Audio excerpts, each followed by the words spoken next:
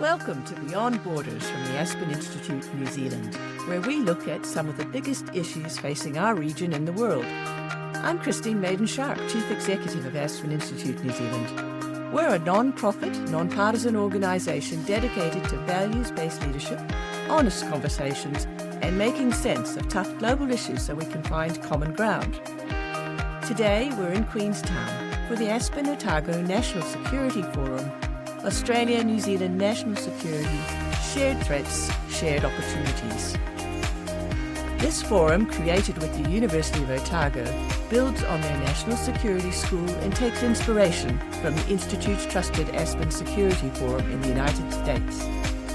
Our aim is to bring people together across sectors, across the Tasman, and for the first time with the public, for an open national security conversation. You'll hear how our two countries can tackle the topic of our time, national security in a rapidly changing world. From cyber and foreign interference to climate, technology, and the social ties that keep us strong. These issues are big, but they also bring big opportunities, and everyone's got a role to play, from individuals to business and the wider community. Thank you to our headline sponsor, PwC, and Australian partners ASPI and the High Commission. Let's begin with Professor Robert Patman, Distinguished Professor of International Relations at the University of Otago, as he opens our discussion. Well, we've got a really interesting session lined up. The theme of this session, the public session, why Australia and New Zealand need to work together on national security issues. We've got three speakers. First, we've got Chris Taylor, who's head of Statecraft and Intelligence Policy Centre, Australian Strategic Policy Institute, or ASPI. Now, Chris has already been introduced, so we don't want to repeat the whole process again. And also, we have with us Andrew Hampton, who is Director General of NZSIS. I would like to take this opportunity to introduce our last speaker after Chris and Andrew, Sir Don McKinnon. And I've known Don a long time. In fact, when I first came to New Zealand, Don was one of the first people I spoke to at the University of Otago Foreign Policy School. The Right Honourable Sir Donald McKinnon is a former trustee and director and current co-patron of the Aspen Institute, New Zealand. Sir Don's impact on Aspen, New Zealand, and his enduring legacy of leadership makes this a fitting moment for him to reflect on what has been an extraordinary career. And I think he's very well placed to offer his observations on this question today. Sir Don's distinguished career extends far beyond the Aspen Institute. Over 21 years in New Zealand Parliament, he served as Deputy Prime Minister between 1990 and 96 and was the country's longest-serving Minister of Foreign Affairs and Trade. And that's when I first met Don at the Foreign Policy School, when he was serving in that capacity.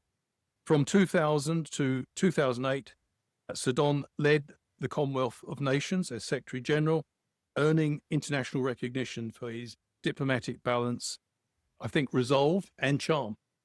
His honours include New Zealander of the Year, 2003, the Order of New Zealand in 2007, Knight Grand Cross of the Victoria Order in 2009, and a Nobel Peace Prize nomination for resolving the Bougainville conflict in the late 90s. You get extraordinary evidence of a tremendous record of public service. So what we'd like to do now is hand over to Chris. Chris is going to speak for 5 minutes, followed by Andrew for 15 minutes, and then Tom will follow with his reflections. Thank you, Robert. Thank you, Christine. My 5 minutes don't reflect necessarily the Australian government's lesser perspectives on these, but what it does reflect is the much more distinguished speakers to follow me. When Peter asked me to first speak at the public forum part of this, his instruction to me was to speak about the Australian government's assessment of the threat environment. I will endeavour to do that. I cannot stress enough that I am not a representative of the Australian government, and representatives of the Australian government, or the Australian government, might be slightly mortified that somebody from ASPI is speaking on their behalf, but that's merely a function of the fact that ASPI's job is to provide contested policy advice and strategic advice to the Australian government, sometimes which is suitably provocative. So I will endeavour to keep the editorialising to a minimum, and I will do what I hope is justice to the current Australian government's perspective on the threat environment both at home and abroad. I think if you were to characterise that in the broader sense, you'd look to the recent statements made by the Prime Minister, the Foreign Minister, the Defence Minister, but also, and I encourage people to look to this, the public address that was given by the Director General of the Office of National Intelligence, Andrew Shearer, last week to the Australia-Japan Business Conference, and also indeed the Director General of ASIO, Mike Burgess's two most significant recent speeches, his annual threat assessment that he gave towards the beginning of the year, but also the speech he gave on the cost of espionage to Australia several months ago. I think if I was to characterise that kind of core strategic assessment, it would be fragility and convergence. And by that I mean the broader international environment is seen as one of strategic fragility and dynamic complexity. Unquestionably, the post-Cold War period of relative stability is over. Part of that, a significant part of that, is occasioned by the rise of China. And the Australian government has a particular view and policy in relation, as it's characterised it as stabilisation in relation to the bilateral relationship with China. Undoubtedly, part of that too is machinations in the United States. I think I would stress, and that might be slightly editorialising here, that that's not a function of the last, it seems like a year, several months since the commencement of the current administration. Many of the things that we're observing in that space are long-term trends in terms of the way the United States operates and sees the world. At a security level, and I do draw here very much upon the comments that DG ASIO has made in the past, we see threats converging and escalating. Often the mechanism through which ASIO looks at the security environment is through ASIO's heads of security. So they're the elements of security that fall under the ASIO Act. Certainly in regard to those, three major concerns are described as blinking red. One of those is espionage and foreign interference. So those are at unprecedented levels as directed against Australia. We have a number of espionage and foreign interference cases before the courts in Australia at the moment.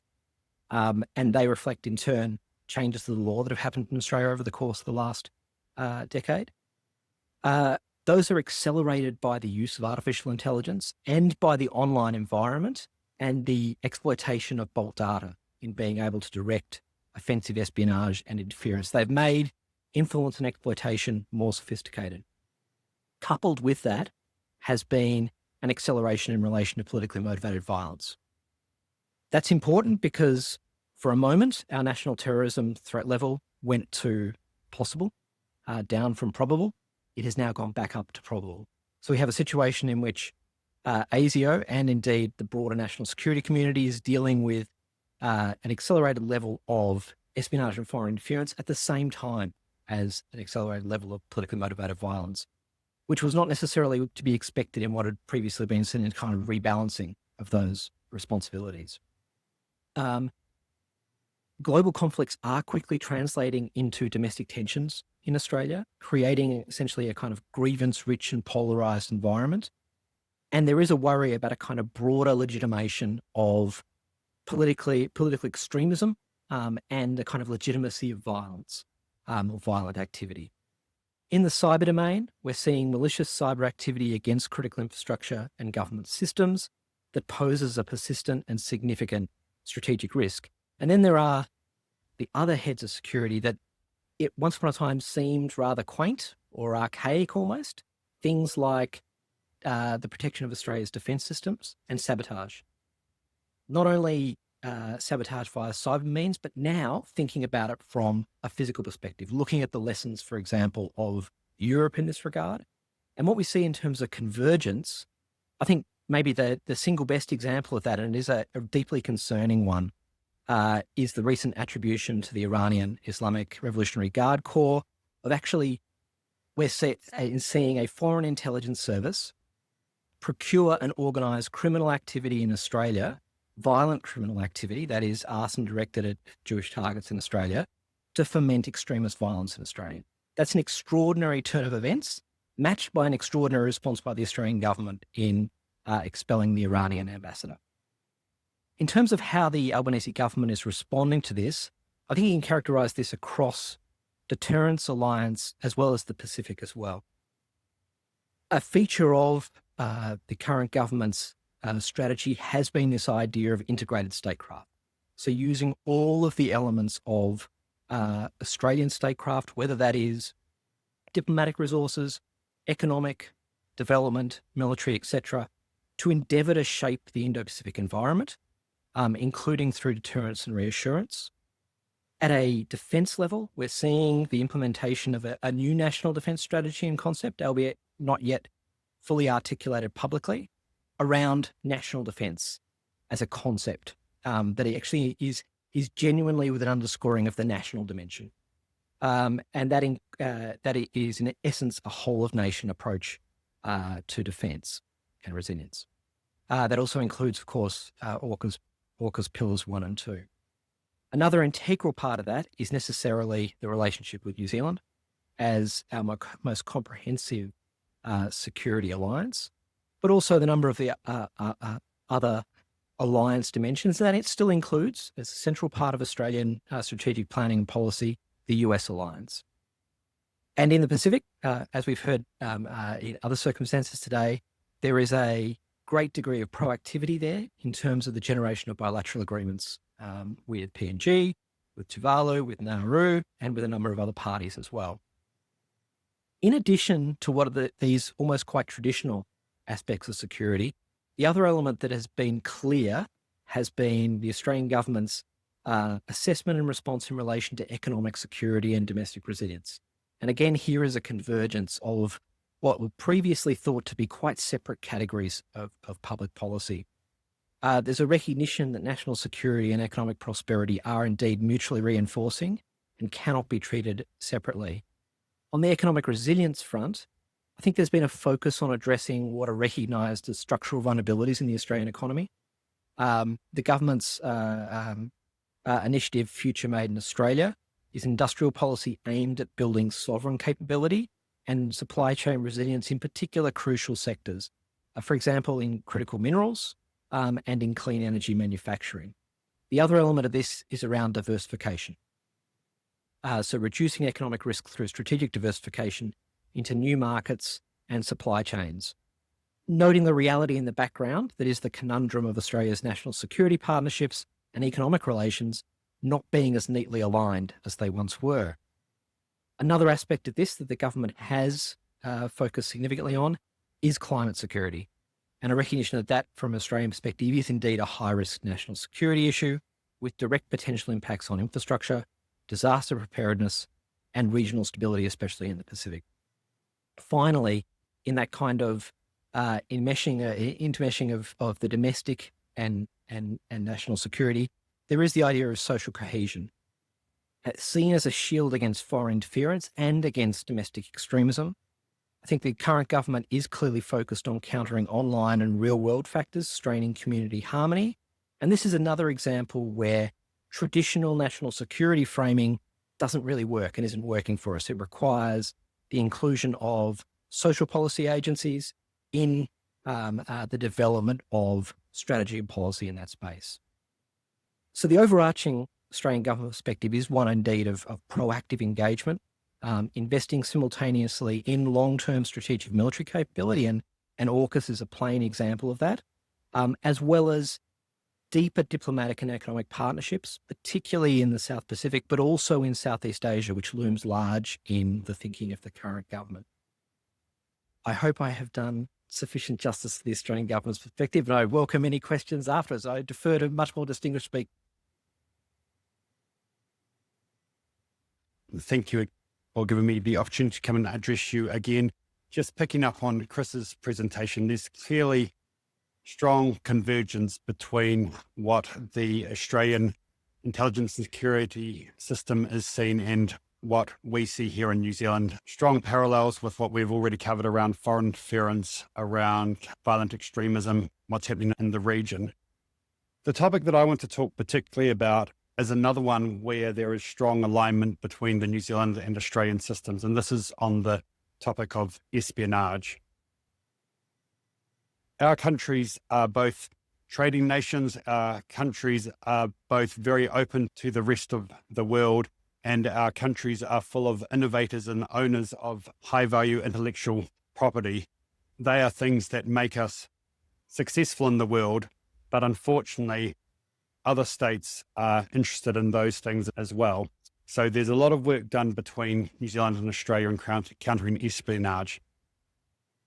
What I want to talk about, though, is something that both our countries do, which is partner with the private sector to help respond to those threats, both in terms of raising their resilience, but also learning from them and developing joint capabilities. As I always say, national security is not something that can just be left to the security and intelligence agencies to do alone. We need the public, including business, to report to us the threats that they see so we can work together to deter and disrupt threats. We also need the private sector more broadly to understand that the threats we describe are real, and if not properly managed, can have significant implications for the profitability and reputations of their organizations, but also the country as a whole. Awareness of the threat is a good start, but efforts to build resilience are where you safeguard your future prosperity. That's about making sure you are operating securely and adopting best practice advice to protect your most valuable and critical assets and information.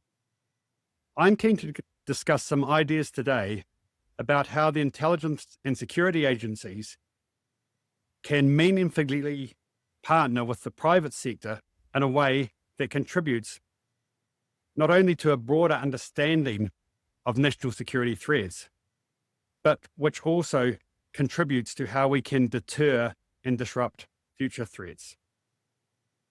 New Zealand's Intelligence Service's much publicised recent threat environment report highlights both a vulnerability and a challenge for New Zealand businesses. My teams have seen multiple examples of foreign states conducting espionage to seek covert access to a range of information from government policy positions to technical innovations and research. Espionage against both the private and public sectors can take a range of forms. Recent intelligence indicates that cyber attacks, obfuscation through cover companies and investment opportunities, targeting delegations travelling overseas, and exploiting insiders within organisations are all vectors of espionage against New Zealand. And that's just the activity that we see. What we don't see may be more concerning. It is almost certain there is espionage activity going undetected at both public and private sector organisations. The vulnerability we face is real. I fear there are boards and executives in New Zealand who don't give this matter the attention it deserves and perhaps don't think they have any critical assets of interest to a foreign state. Let me offer a counter view. It starts from the basis that every company has critical assets and information that it can't afford to lose. Corporate leaders need to understand what those assets are, why a foreign state might be interested in them, and how they can best be protected. Foreign states, or those working on their behalf, will be keeping a close eye on a range of sectors in New Zealand, particularly in science and technological innovation. Your intellectual property may be sought for its potential use in military applications, even if that wasn't the intended purpose. Certain foreign states see stealing innovation as a legitimate means of gaining an edge over competitors, including in New Zealand.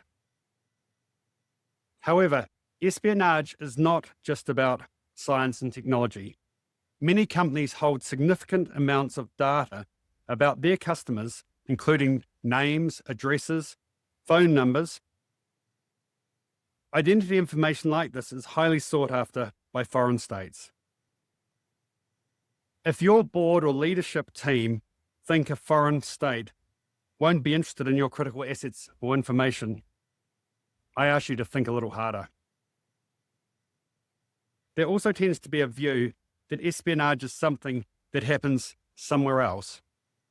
I still come across directors and executives in both the public and private sector who think that being tucked away down in the South Pacific protects us from these types of activities. Why would a foreign state be interested in us? Is a common refrain. As you know, New Zealand is home to an increasing number of innovators producing niche technologies or scientific breakthroughs, including here in Queenstown. We are also seen as a strategically important location, both due to our relationship across the Pacific that we've talked about, and also, as we've discussed today, as a gateway to the Antarctic.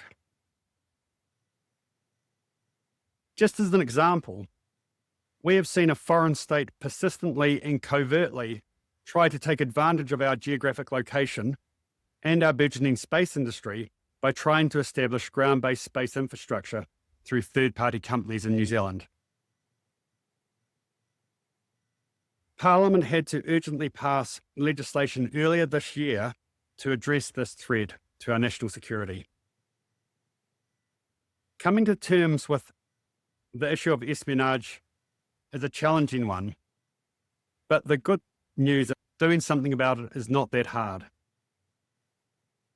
Simple, cost-effective measures can go a long way to protecting your ideas, your reputation, and your success. It begins with adopting a security mindset. A helpful framework for boards and executive teams to use is the Secure Innovation Principles that the NZSIS and our Five Eyes partners, including ASIO, launched a couple of years ago in San Francisco. And last year, we turned into a booklet focused specifically on New Zealand with our GTSB colleagues. There's 5 really simple principles that apply to technical innovation, but I would suggest they apply to all organizations. The first is a simple one: know the threats. Understand the potential vulnerabilities that put your organization's product or innovation at risk.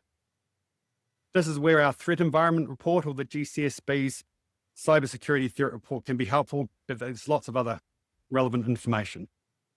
The second principle: secure your business environment. Create clear lines of ownership around the management of security risks in your organization. Appoint a security lead at board level who factors security considerations into decisions and initiatives. Number 3, secure your products. Build security into the front end of your business processes and products by design. This will help protect your intellectual property, make your products more marketable, and also ensure that you don't become a vulnerability in someone else's supply chain. Fourth, secure your partnerships. Make sure the people you collaborate with are who they say they are and can be trusted with your IP. As I said, front companies and investment can be vectors for state-sponsored espionage. And finally, secure your growth. Be aware of security risks as you expand, such as hiring new people into positions of trust and managing the risks around moving into new markets. The Five Eyes intelligence agencies led this initiative because the threat to technology and innovation sectors in our countries is real, and because we recognize that partnerships with the private sector are key to staying ahead of that threat. Just a couple more points around security. A holistic security program in an organization should take into account the risks that can emanate from an insider within your organization. Some foreign states have attempted to exploit people inside public and private sector organizations in deceptive, coercive, or corruptive means. in order to gain influence and to access information. The targeted individuals may be witting or, more likely, unwitting. Many of the behaviours and activities we describe in our Insider Threat section in the Threat Environment Report are from the public sector, but they could easily apply to the private sector as well. We strongly encourage organisations to establish an Insider Threat program. Developing and maintaining a strong security culture is crucial to effectively protecting your security. And one last security factor. I really encourage you to take strong precautions when travelling overseas on business, particularly to certain countries. We know from intelligence that New Zealand government officials and business delegations have been targeted in a variety of ways by intelligence services overseas when travelling. The NZSIS website has plenty of good practical advice on insider threats and safe travel. Please look at it and report anything of concern to us. In New Zealand, I think we really need to move away from any misconception that security and economic growth are in competition with each other. The reality couldn't be further from the truth. A recent report commissioned by our Australian colleagues at ASIO, and which Chris referred to, said that the cost to the Australian economy of espionage is $13.7 billion annually. Even if our losses are a small percentage of that, it is worth paying greater attention than we currently do.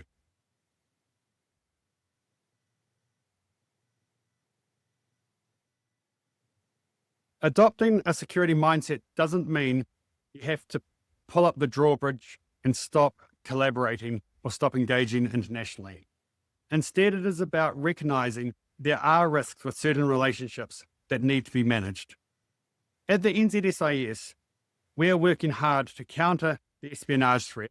We prefer New Zealand reaps the benefits from homegrown innovation and technology, not a foreign state. The espionage threat to New Zealand is serious, but not insurmountable. Just a couple of things I want to touch on. We've already discussed artificial intelligence, and without a doubt, it has huge benefit to transform all of our businesses, our wider economy. From our intelligence and security angle, our agencies have three main priorities. The first is we need to help New Zealand organisations and New Zealanders more generally to use AI safely through good practical guidance. Secondly, we need to understand how our adversaries are using AI in ways which undermine our interests. And thirdly, as Anna said in her excellent presentation earlier, AI has significant potential to help agencies undertake our work more effectively. Unfortunately, recent advances in AI have had a particularly oversized impact on the threat environment. The use of AI to facilitate violent extremism and state-sponsored interference and espionage is increasing, as we've already touched on.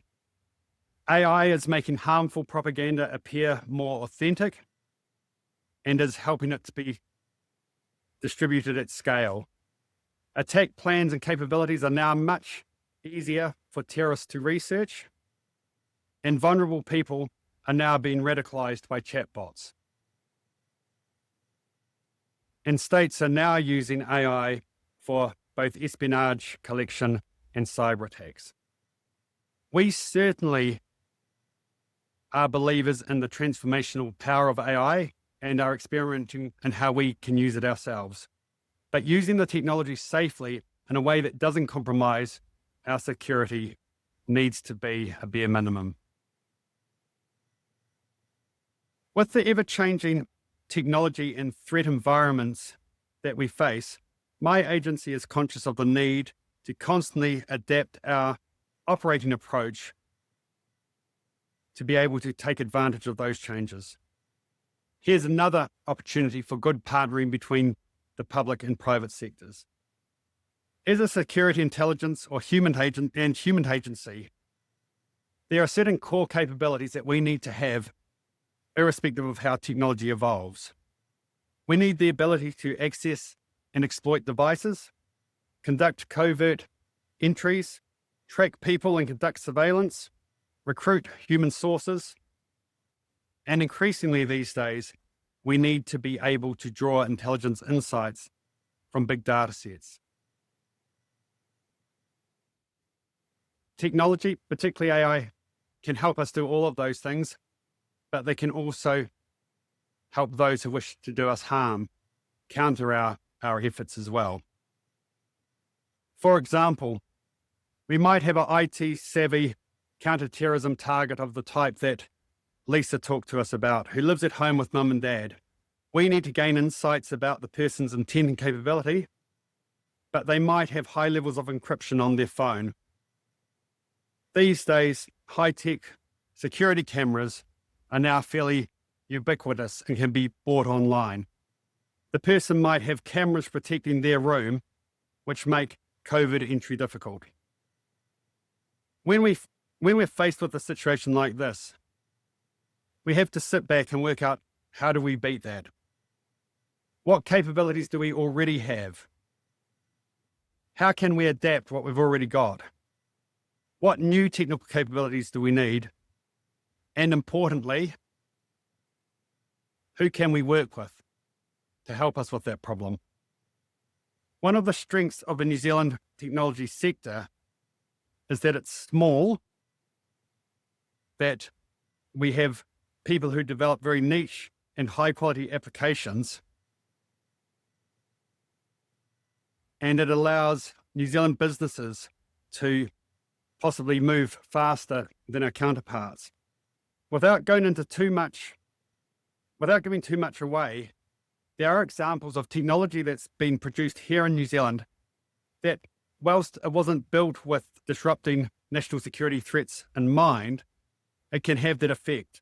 We enjoy working with those small businesses who may in the future have a significant market in the form of our other Five Eyes partners. We are exploring more what these opportunities look like. In conclusion, broader partnerships on issues of national security, including with the private sector, have moved beyond being a nice to have to increasingly becoming a vital part of our national security. We are looking for more opportunities to not only exchange insights and share advice with business, but also see how we can work together to deter and disrupt threats. I find my engagements with the private sector to be open and receptive. However, I get the sense that levels of security maturity sit on a very wide spectrum. Addressing that variance will need to begin with a recognition that the espionage threat is real and happens here, and that security is not an inhibitor to innovation or our future prosperity. Well, thank you very much, Professor, for your noble introduction. And thank you very much for the opportunity to speak to this very august gathering. It is indeed a privilege to be here. But as much as anything, it's a pleasure for me to know that our Aspen, New Zealand has grown to this level that we, with Otago University, are able to host such a function like this, which is so important, discuss those issues here today. I certainly owe a lot to Christine Sharp, who prompted me to have a think about setting up an Aspen, New Zealand, having had the wonderful Madeleine Albright, whom I worked with over a period of some nearly 30 years from 1992 to 2022, who kept on saying, when are you going to open an Aspen, New Zealand? And thank you, Christine, for suddenly deciding it was throwing a lot of your energy into it. And you and I and Helen Clark together finally got it off the ground, only to hit COVID and ground us to a halt for about 3 years.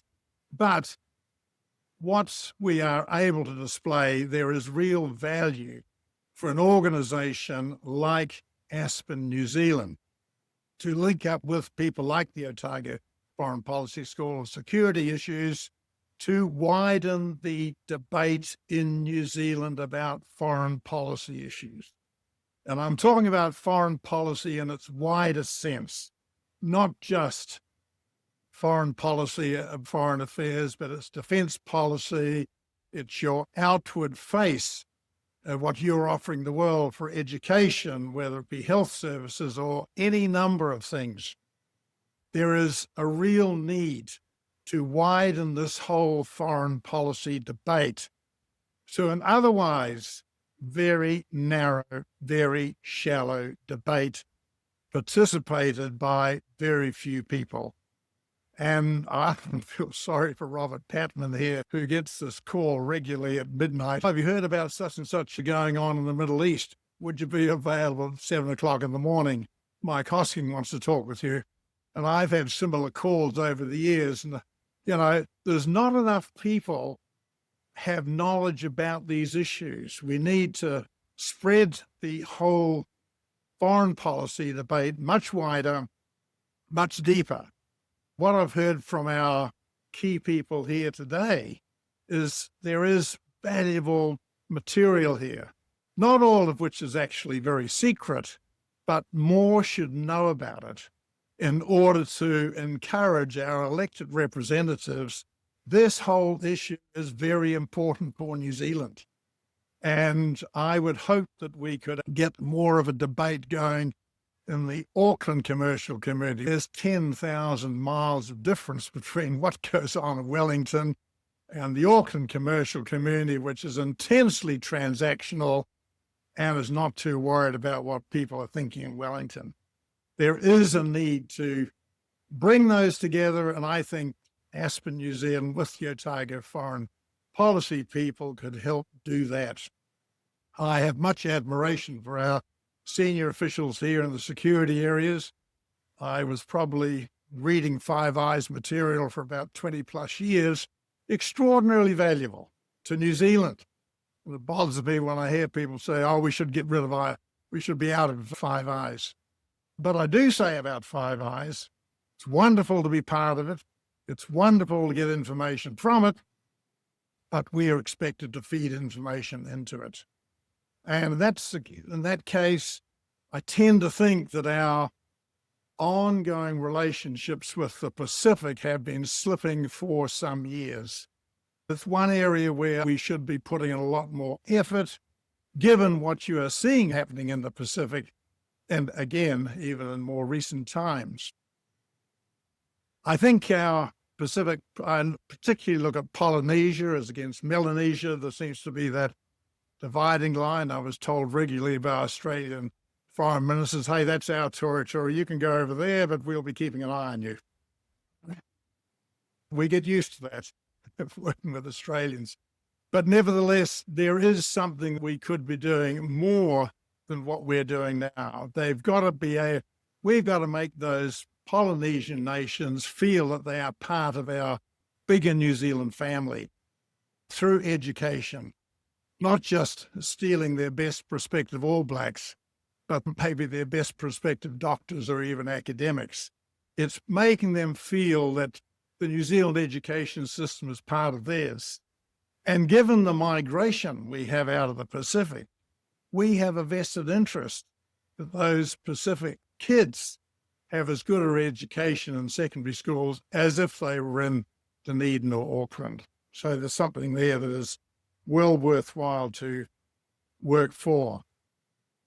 I say it's very generous for you to have someone who's been around as long as I have, which I suggest is my time of having any executive authority at all was somewhere between the invention of fire and the death of the BlackBerry.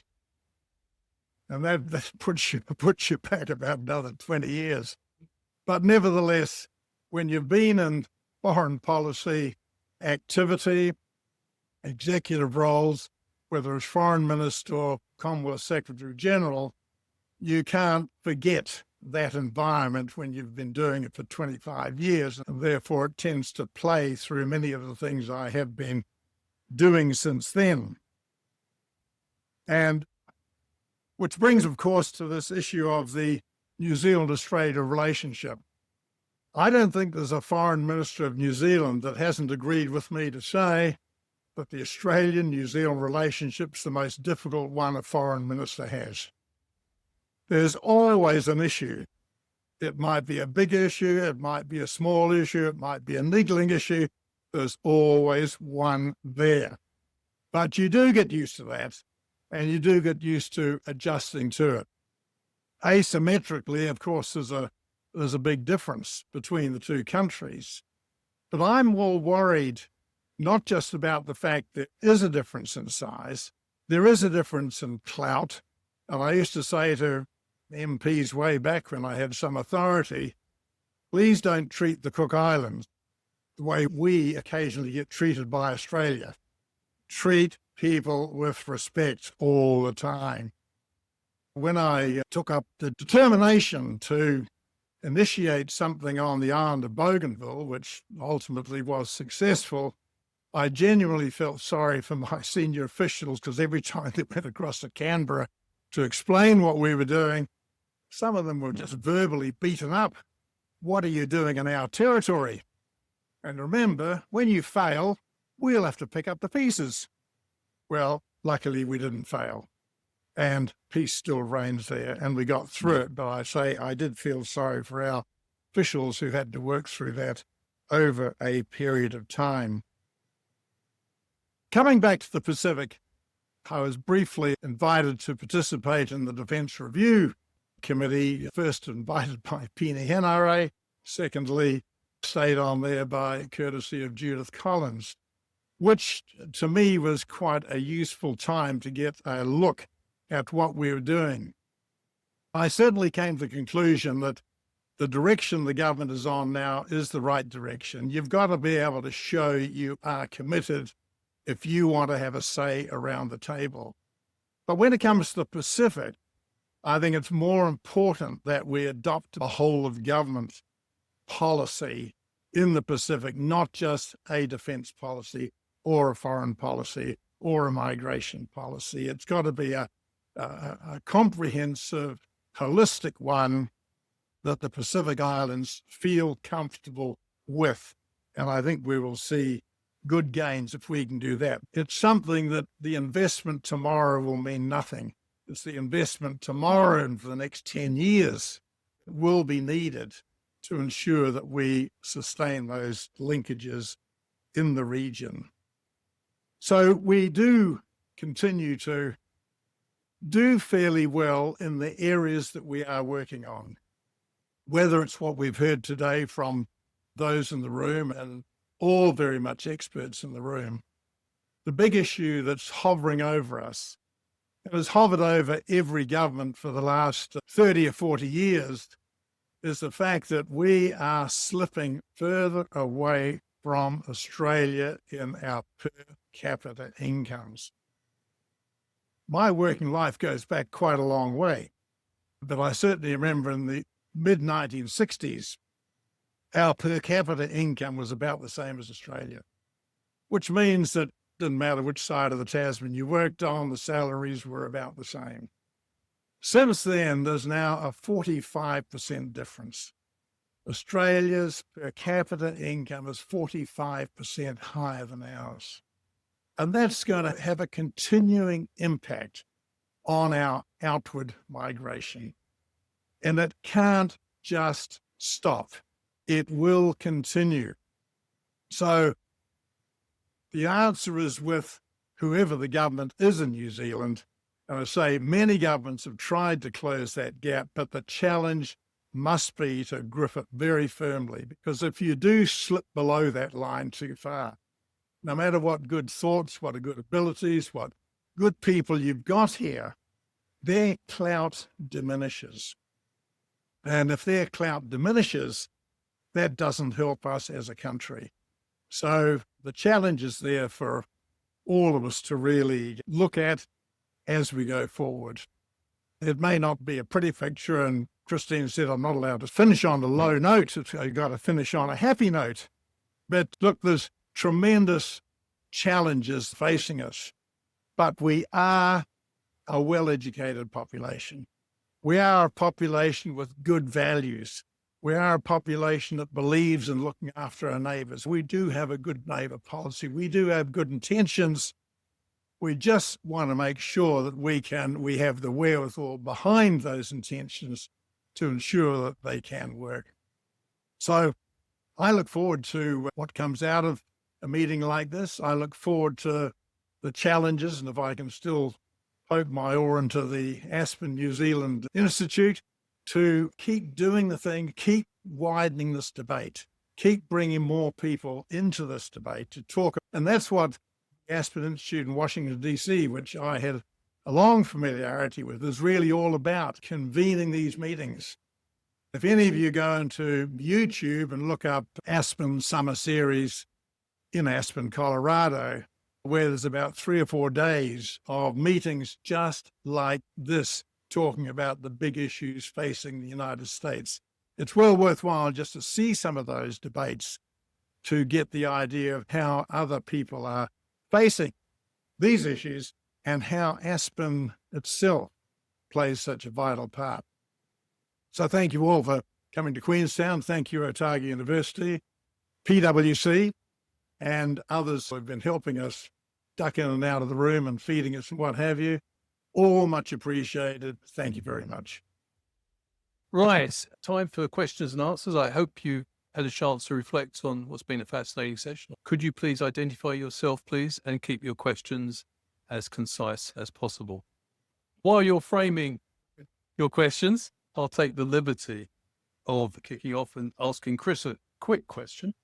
Chris, I was struck by the fact that in your presentation, you indicated there had actually been some pretty dramatic changes in the national security perspective of Australia when you think about areas which have previously been considered as separate, like economics and security, and also the emphasis on social cohesion. I remember a former Defence Minister here, Andrew Little, also believed, particularly after the shocking Christchurch terror attack, that social cohesion was very important to societal resilience to extremism. Could you say a few more words about some of these shifts that occurred? Because I found that some of those things go under the radar sometimes. Certainly. I'd add to that too a broader sense of resilience as being part of an Australian national security perspective. And frankly, that's an area in which we've got a lot to learn from New Zealand. Australia doesn't have the same historical tradition around civil defence as NZ does, whether that's in a disaster circumstance or otherwise. Partly that's a function of a lot of those emergency management responsibilities being essentially state responsibilities in Australia, so they're subnational responsibilities. It's only quite recently that there's been kind of mechanisms at a federal level to consolidate and coordinate those kinds of capabilities. I think the other thing that frankly has had a big impact was the combination of the pandemic and economic coercion of Australia by China. Those two things brought home the degree to which there wasn't those artificial delineations between defence and, sort of very traditional senses of national security was on the one hand, and kind of the fundamental sinews of Australian society and economy. And as I mentioned, part of that is a recognition of contradiction, a recognition that the same dollars that are paying for AUKUS are dollars that arrive from China by way of exporting very large amounts of iron ore. It's an unavoidable part of our economic circumstances. But it does mean that there is a greater focus. The government, and I'm slightly more editorializing here rather than presenting an Australian government perspective, but to make an observation there, in the first national defence strategy that the government put out a year ago now, 2 years ago, there was much talk of this idea of national defence and preparedness. Preparedness is kind of a euphemism for talking about war and talking about war in a kind of national sense. So what does that actually mean? And even more slightly worrying terms like national mobilisation. That's really scary. And that's really something that government has been particularly keen to explain in detail.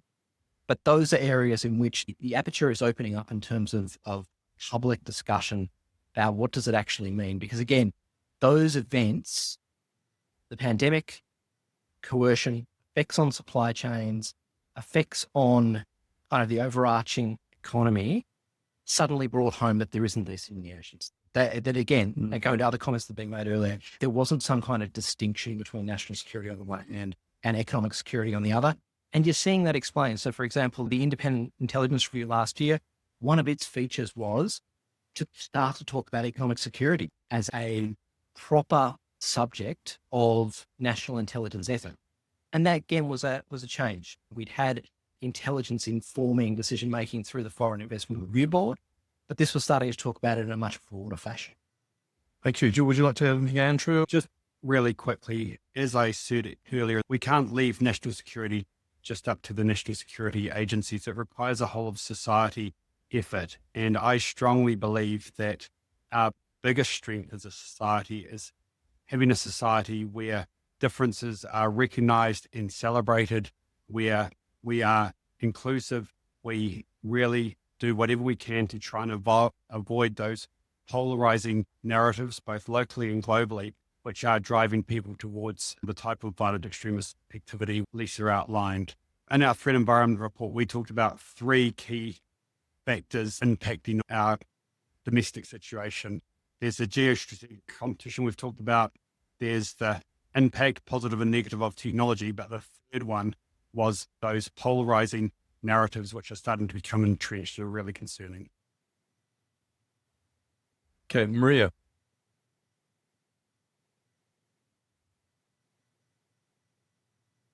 Maria Potzer. I'm on the committee for the Otago Foreign Policy School of National Security, and I'm Gravity Lawyers. Thank you so very much for your presentations. I really enjoyed them. And this is probably a question more for Andrew. It's a little bit maybe of a cliche question, but anyway, indulge me. We talk about power and we talk about security and resilience. These should all be key words for you, Andrew. I want to ask more of the positive-based question here. How will AI help your team in these 3 areas? Thank you. Well, most of that's secret. Look, a key point maybe not appreciated by people outside the intelligence community, but most of what we do is done on what's called the high side. It's on working on classified systems because we're dealing with information that's been obtained through spinal people, essentially. So we can't just go and plug stuff into the internet. So we can't go, well, let's just run this through ChatGPT or something like that. So for us, we need to develop and deploy AI systems which are separate from the internet. And there's some challenges there, but it's not impossible. So how are we using it? Well, in similar ways to which other organizations, how can you triage big quantities of information quickly? And that's both finished products, as Anne talked about with Chris, and there's some risks around that. There's always got to be a human in the loop. It can also be about other sorts of information as well, which there's big volumes of. Of course, it always needs to be done in a way that's necessary and proportionate, but you can draw insights down really quickly. Then it's other things like summarizing documents and making our jobs easier. And then I guess in the third area is in the technology space. So, I've been talking to some of my teams around how they're using it in that IT space. So you've got a big problem with a big data set. You don't necessarily want to load the whole data set into an AI application, but what you can do is ask that for like 5 examples of how would you write code to do this. So in many ways, it's the same as other organizations are doing it. It's just not in a way where it's connected to the worldwide. Any more questions? Well, just while you're framing your question, I'm going to take liberty asking Sedona a question. Don, you mentioned in your presentation, I think you put a big emphasis on it, the need to expand the foreign policy debate. I absolutely agree with that. Given your experience as a foreign minister, do you think that foreign policy is encroaching more now on the domestic political debate? So I'm not just thinking because of the controversies of the cars, but do you think that we need to take foreign policy more seriously as a country? Because there has been a bit of a demarcation. I'd be very interested in your reflections on this. Well, I think you're right. It should be a much wider debate. The trouble is we see it in silos. We see it with, some spy gets caught somewhere. That goes into one silo. We see the whole trade-related issues, all which have almost tremendous impact on New Zealand. We see them in a different category. Very few people realize that diplomats are scattered all around the world. Probably 70% of their time is on trade-related issues, as opposed to foreign policy or building relationships. Building relationships is a part of doing as best as you can. So it's a matter of making sure that debate is fully understood across the whole field and not just seen in individual silos, which are not really separate, but tend to get separated in the media as per events as they occur. Yes, Stephen, just wait for the microphone, please. Thank you all very much for your speeches today. I might also ask Sir Don, if that's all right, a question. I'd be interested in your perhaps longer term perspective on this. What do you see as the most common misconceptions that inform thinking about Australia in New Zealand and vice versa? And how do you think this, I promise it's not a deliberately provocative question. I'm curious because, you can see sometimes how misplaced assumptions bed down in national thinking, and then that's reflected through national bureaucracies and the like. I'd be curious about how you view some of those misconceptions playing out on both sides of the Tasman. Thank you. I certainly believe New Zealanders know Australia is a pretty successful country, and hence the migration flows will actually tell you that. Secondly, probably less understood, Australia is a significant middle power. It has the ability to project disciplinary military force. If you think around the world, how many countries can project disciplined military force? It's very, very few. Military force, yes, but not military disciplined force. I think Australia sees us trying to keep up. Maybe they'll catch up, maybe they won't catch up, but they're related to us, and we've got to try and work together in many ways, whether we like it or not. But we still like to go to Queenstown or the Bay of Islands or even watch a rugby match. It's a funny relationship, but it's asymmetric. It's always going to be asymmetric, but we could do a lot more on our side to improve it overall. Next question, please. Cool. Don, another one for you. Thank you for your extraordinary service to New Zealand over so many decades. In the time that you've been an observer and participant in the process, we're always very proud of our sense of bipartisanship in foreign policy, so we present one front abroad. I guess just your perspective on whether that, in this age of polarization, is perhaps starting to break down a little bit, and whether you think that also applies in the national security realm. Are we, having in the political sphere, having the debate and settling on what is our national interest in advancing that, or do you think things are starting to splinter? Well, things are starting to splinter, and the fact is that throughout the world, and I came out of that period of time where we all extol the virtues of a rule-based international order, which is breaking down day by day. When I think of all the big trade deals that we were very much participating in at our time, they're slowly getting shredded. And that's not a good thing. But let's recognize these things are happening. How are we ameliorating that? How are we prepared to stand alone in some cases, not just depend on 3 or 4 other countries to help us in a particular area? That movement away from the rules-based order, in my view, is going to continue for a few more years before it turns around, and it has to turn around. The liberal democracies will ultimately want to be able to work together. Thank you. Another question, please.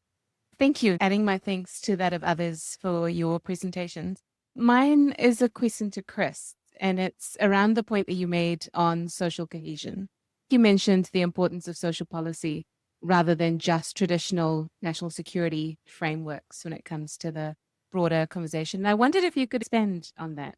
Certainly. I won't do justice to Mike Burgess's comments in this space. For example, in the context of the annual threat assessment he gave back in February, he was at pains to make the point that Australia couldn't, that security was not the responsibility of ASIA, that security was a national responsibility, and he meant that beyond the bounds of any particular national security agency in Canberra. It was actually as much a responsibility of social policy in the form of various agencies in Canberra, but again, reflecting the federal system, that it was going to be just as much a responsibility for the Education Department of Victoria, for those responsible for the provision of social infrastructure in Western Australia and Queensland. So, and again, even then, being as expansive as possible for that national perspective, he was talking then about the contribution of community organisations, that security was only going to be a process bottom up from that in order to address all of those blinking red lights on ASIO's security dashboard, whether that was in the PMV space, whether that was in the espionage and foreign interference space, and indeed their responsibility in relation to intracommunal violence has a crossover with PMV space. Very much stress the idea that there wasn't a possibility of arresting our way out of this particular conundrum, that it was going to require that level of social action to be able to achieve those. Just one quick comment. It goes back to Lisa's presentation. When we talked about our subjects of investigation, they're all in their teens or early 20s. They all have mental health challenges. There's substance abuse issues there. There's been traumatic events in their past. None of this justifies them seeing violence as the answer to address some sort of grievance. And it shows that we're dealing with people who've had a wide range of challenging issues, which by the time they come to us, there's not a whole lot of options left. Whereas if you can identify those people earlier and intervene, there's just more options open to you. And that's where the wider need for social security agencies and others to play a role comes in. Question, yes. Jo Coughlin, one of the directors on the Aspen Institute.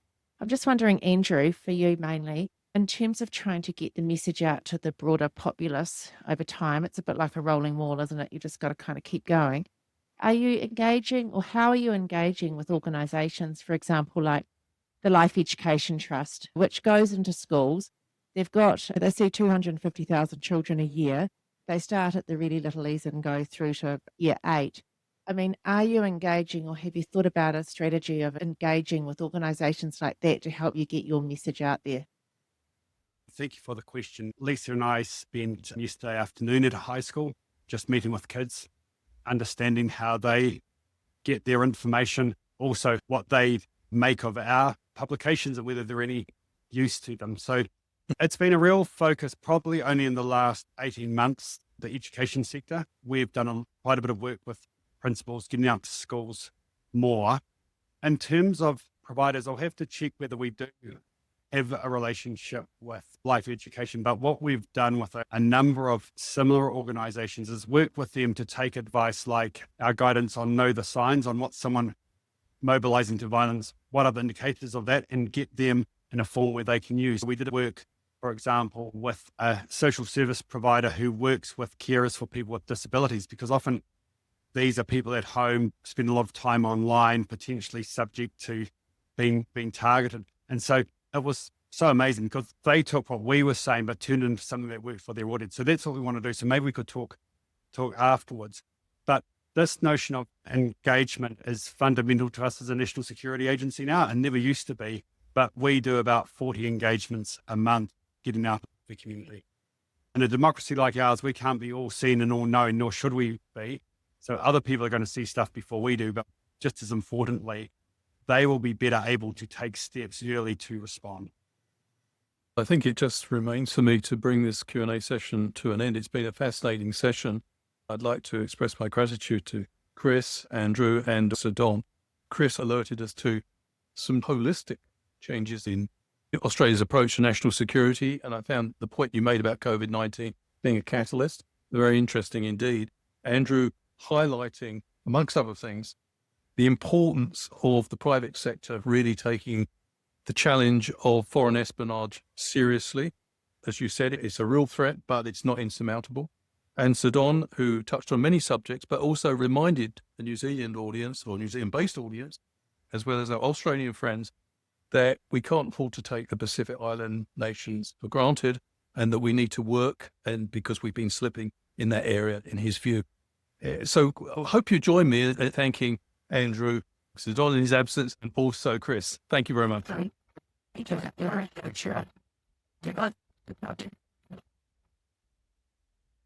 I'm now going to hand over to my colleague, Dr. Peter Grace. Hello, I'm Peter Grace from the Politics Department at Otago, and with Robert, we've been co-directing this forum. I just wanted to say a couple of things to close the day. I wanted to start with something I read reasonably recently. It was a survey done in the US with the intelligence community over the impact of AI on their jobs, and particularly the jobs of intelligence analysts. And there was real pushback in the US, and I reiterate, it was in the US, real pushback by the intelligence analysts about having to adopt AI and how that was going to affect them. There were two reasons for it. One was that they have a reward system, a promotion system in the intelligence community, which rewards people for discovering things that nobody else has discovered. Each intelligence analyst apparently has what they call a shoebox, which is their little treasures that they're working on that's going to get them a promotion in 6 or 12 months' time when they reveal it to their bosses. It might be something in the espionage area, or it might be something in the terrorism area, or it might be a geopolitics thing. They have this shoebox of treasures. And they were very reluctant to share their shoebox with somebody else. And of course, the wonderful thing about AI is that it promises to bring all of these things together. Somebody's working on something over here, but doesn't realize that it's connected to something over here. So there was a pushback about sharing their little secrets. And the other reason why the intelligence analysts were worried about AI was because they were worried that their bosses would be monitoring every hour that they spent on their computers, and that they would think that they weren't doing enough work. And I said, how can you tell if I'm walking down the beach on a Sunday afternoon and I suddenly have a eureka moment that brings together everything I've been working on for 6 months? You know, the computer is not monitoring my activity when I'm having that eureka moment on the beach or in bed. It's interesting because it brings home to us what a human endeavor national security is. It's about people. It's about ordinary people doing extraordinary jobs. It's about people with families, with mortgages, and all these things who have to protect themselves as well as protecting others. One of the things we learned today that surprised me a little bit was that these relationships are so complex and they're so multi-layered. You know, we came here thinking we were going to talk about the relationship between Australia and New Zealand in the national security sector. But what we learned was that there's also really important relationships between the agencies. There's relationships between the national security community and the ministerial level. There's relationships between the national security community and academia and universities. And of course, there's the relationship which Andrew was just talking about, which is between the national security community and society. It's about people protecting people. And I think that's something we really have seen as being a key moment in this discussion today, and why we need to keep revisiting it with people like Chris and Liz and Stephen and other people from around the world who we share the same problems with. Okay, now I also want to switch now and thank people, because there's quite a long list of people to thank. Obviously, we've had some terrific speakers here today. As Andrew says, so much of the national security work these days is about engagement. When we started the school, we talked about the national security conversation. We're trying to extend that national security conversation now into the public arena, which is why we're having this meeting right now. And we've got a lot of work to do to make that more broad-based than it is at the moment. The other thing is our Australian visitors. I'm really thankful. Everything that you said was words, pearls of wisdom. We learned a lot from having you over here.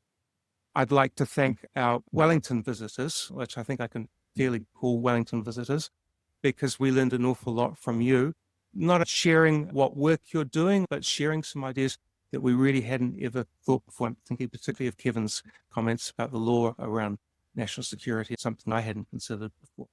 I'd also like to thank our staff, particularly those people that were behind the scenes like Bash, Melanie, Kelly, and Pip, who worked really hard to bring this together. They've done a hell of a good job. And I'd like to thank the Aspen people and the PwC people who made it happen. Also, Asia New Zealand Foundation and the Australian High Commission, who really pulled things out of the bag for us and made it possible to bring our Australian guests over. And last of all, I'd like to thank our students again. There were students that were missing through some of the afternoon session because they were busy doing a NATO simulation upstairs. So, you know, the levels of enthusiasm we have, particularly at Otago, but I know it's shared in the other universities, something we really have to encourage. So thank you all for coming. Thank you all for your contributions, and I hope to see you again next year.